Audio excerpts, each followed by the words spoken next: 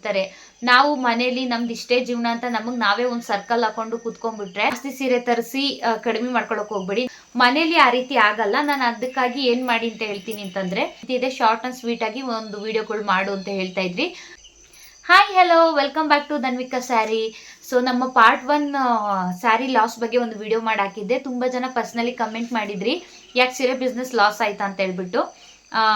ನಾನು ಪಾರ್ಟ್ 1 ಅಲ್ಲಿ ಲೈನ್ಗೆ ಅದನ್ನ ಹಾಕಿದ್ದು. ನಾವು ಸೀರೆ ಬಿಸ್ನೆಸ್ಸು ಯಾವ ರೀತಿ ಸೀರೆ ತರಬೇಕು, ಯಾವ ರೀತಿ ಮಾಡಬೇಕು, ಯಾವ ರೀತಿ ಸೀರೆ, ಯಾವ ಥರ ಸೀರೆ ಹಾಕ್ಸಿದ್ರೆ ಯಾವ ಕ್ವಾಲಿಟಿ ಇರುತ್ತೆ ಅಂತ ಒಂದು ವಿಡಿಯೋ ಮಾಡಾಕಿದ್ದಷ್ಟೇ. ತುಂಬ ಜನ ಅದು ತುಂಬ ಲೆಂತಿ ಇದೆ, ಶಾರ್ಟ್ ಆ್ಯಂಡ್ ಸ್ವೀಟ್ ಆಗಿ ಒಂದು ವಿಡಿಯೋಗಳು ಮಾಡು ಅಂತ ಹೇಳ್ತಾ ಇದ್ರಿ. ಹೌದು, ತುಂಬಾ ಶಾರ್ಟ್ ಆ್ಯಂಡ್ ಸ್ವೀಟ್ ಆಗಿ ವಿಡಿಯೋಗಳನ್ನ ಮಾಡ್ತೀನಿ. ಪಾರ್ಟ್ 1 ಅಲ್ಲಿ ಏನೂ ಇರಲಿಲ್ಲ. ಸ್ಯಾರಿನ ನೀವು ಯಾವ ರೀತಿ ಶಾಪಲ್ಲಿ ಹೋಗಿ ತೊಗೊಂಬರ್ಬೇಕು, ಆನ್ಲೈನಲ್ಲಿ ತೊಗೊಂಡ್ರೆ ಏನಾಗುತ್ತೆ, ಅದಾದಮೇಲೆ ಪ್ರಿಂಟಿಂಗ್ ಸ್ಯಾರಿ, ಮೈಸೂರು ಸಿಲ್ಕ್ ಸ್ಯಾರಿ, ಈ ಥರದ್ದೆಲ್ಲ ಒಂದು ಹೇಳಿದ್ದೆ ಅಷ್ಟೇ. ಪಾರ್ಟ್ 2 ಅಲ್ಲಿ ಏನು ಹೇಳ್ತೀನಿ ಅಂತ ಅಂದರೆ, ಇವಾಗ ಒಂದು 10 ಸೀರೆ ತರಿಸಿರ್ತೀರ, 5 ಸೀರೆ ಸೇಲ್ ಆಗಿರುತ್ತೆ. ಇನ್ನು 5 ಸೀರೆ ಕಲರ್ ಹಾರಿಸಿ ಬಿಟ್ಟಿರೋಂಥ ಸೀರೆಗಳಿರುತ್ತೆ. ಅದು ಹೋಗಲಿಲ್ಲ ಅಂತಂದರೆ ದಿನ ನಿಮಗೆ ಅದು ಸ್ಟಾಕ್ ಹೆಚ್ಚುತ್ತಾ ಹೋದಂಗೆ ನಿಮಗೇನು ಅದರಲ್ಲಿ ಲಾಭ ಕಾಣಲ್ಲ. ದಿನ ಹೋಗ್ತಾ ನಿಮ್ಮ ಅಮೌಂಟ್ ಸೀರೆ ಮೇಲೆ ಬಿದ್ದಿರುತ್ತೆ.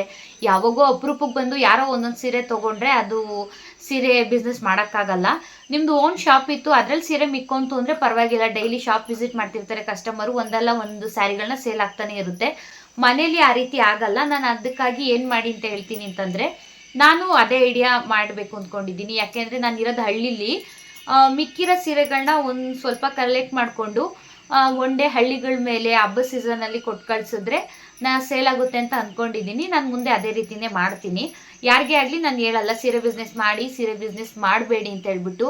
ಹೆಣ್ಮಕ್ಳು ಮನೇಲಿದ್ದವರು ಯಾವುದೇ ಆಗಲಿ ಬಿಸ್ನೆಸ್ಸು ಅಂತ ಅಂದ್ಬಿಟ್ಟು ಮಾಡ್ತಿದ್ರೇ ಒಳ್ಳೇದು. ಯಾಕೆ ಮನೆ ಕೆಲಸ ಅಂತಂದರೆ ಸುಮ್ಮನೆ ಅಲ್ಲ, ಬೆಳಗಿನ ಸಾಯಂಕಾಲ ತನಕ ಮಾಡಿದ್ರು ಮಾಡ್ತಾನೆ ಇರಬೇಕು, ಅಷ್ಟೇ ಕೆಲಸಗಳಿರ್ತವೆ. ಅದರಲ್ಲೂ 2 ಮಕ್ಕಳು ಇದ್ದಾರೆ ಅಂತಂದರೆ ಅದು ಸಿಂಪಲ್ ವಿಚಾರನೇ ಅಲ್ಲ.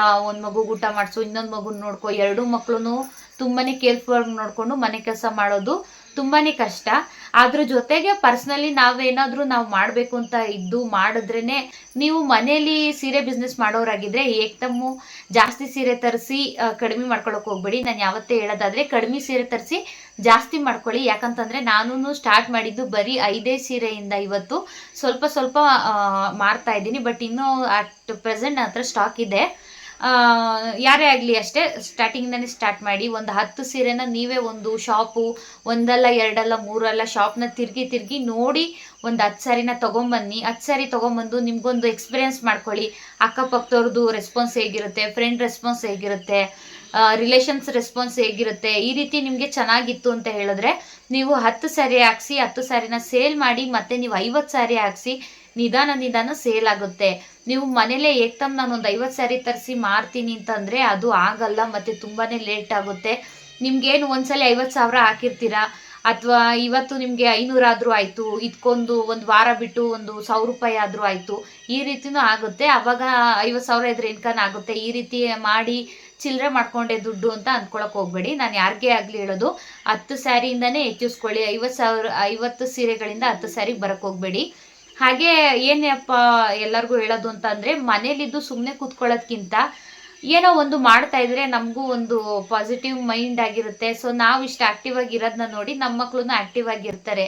ನಾವು ಮನೇಲಿ ನಮ್ದು ಇಷ್ಟೇ ಜೀವನ ಅಂತ ನಮಗೆ ನಾವೇ ಒಂದು ಸರ್ಕಲ್ ಹಾಕೊಂಡು ಕೂತ್ಕೊಂಡ್ಬಿಟ್ರೆ ನಮ್ಮ ಮಕ್ಕಳು ಅದನ್ನೇ ಕಲಿತಾರೆ. ಸೊ ಒಂದು ಎಜುಕೇಷನಲ್ಲೇ ಆಗಿರ್ಬೋದು, ಬೇರೆ ಒಂದು ಆ್ಯಕ್ಟಿವಿಟಿನಲ್ಲೇ ಆಗಿರ್ಬೋದು. ಕೆಲವು ನಿಮಗೆ ಕೊರಿಯರಲ್ಲಿ ಯಾವ ರೀತಿ ಶಿಪ್ಪಿಂಗ್ ಚಾರ್ಜ್ನ ತೊಗೊತಾರೆ, ಮತ್ತು ನೀವು ಒಂದು ಸ್ಯಾರಿಗೆ ಎಷ್ಟು ಚಾರ್ಜ್ ಮಾಡಬೇಕು, ಒಂದು ಸೀರೆ ಮೇಲೆ ಎಷ್ಟು ಇಟ್ಕೊಬೇಕು, ಈ ರೀತಿ ಡೈಲಿ ಒಂದೊಂದು ವೀಡಿಯೋಗಳನ್ನ ಮಾಡಿ ಅಪ್ಲೋಡ್ ಮಾಡ್ತಿರ್ತೀನಿ. ಸೊ ಹಾಗಾಗಿ ದಯಮಾಡಿ ಎಲ್ಲ ಸಬ್ಸ್ಕ್ರೈಬ್ ಮಾಡಿ ನೋಡಿ.